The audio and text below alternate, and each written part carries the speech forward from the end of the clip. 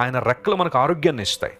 నేను కేవలం భౌతిక సంబంధమైన ఆరోగ్యం గురించి మాట్లాడడం లేదు. కొంతమందికి ఆధ్యాత్మికంగా ఆరోగ్యం కావాలి, మానసికంగా స్వస్థత చాలామందికి అవసరమైనది. కోర్స్ శారీరకంగా ప్రతి ఒక్కరు ఏదో ఒక రోజులో ఏదో ఒక రూపంలో స్వస్థత గురించి ప్రభు మీద ఆధారపడే వాళ్ళు ఉన్నారు.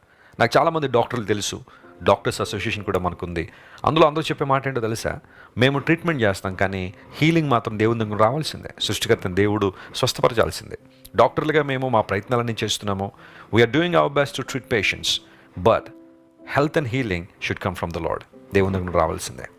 దేవుడు నేను స్వస్థపరిచేవాడు, ఆయనను బలపరిచేవాడు. ఒకవేళ నీకున్న రోగాన్ని బట్టి, నీకున్న రుగ్మతను బట్టి భయం వేస్తుందా? కలవరపడిపోతున్నావా? అయ్యో చాలా డబ్బులు అయిపోతున్నాయని ట్రీట్మెంట్ కానీ బాధపడుతున్నావా? ఈ రోగం వచ్చిన తర్వాత చాలామంది నాకు దూరం అయిపోయారనే బాధ నీలా ఉందా? సహజంగా జరిగేదే. నీకు అన్నీ బాగున్నప్పుడు అందరూ నీ చుట్టూ ఉంటారు, కానీ ఇవి లేనప్పుడు ఎవరు బహుశా నీ చుట్టూ రారేమో. ఒకవేళ ఆ సందర్భంలో కూడా ఎవరైనా నీ దగ్గర ఉన్నారంటే they are your real friends. వారు నిజమైన స్నేహితులు, నిజమైన బంధువులు, వాళ్ళు నిజమైన సంఘ బిడ్డలు.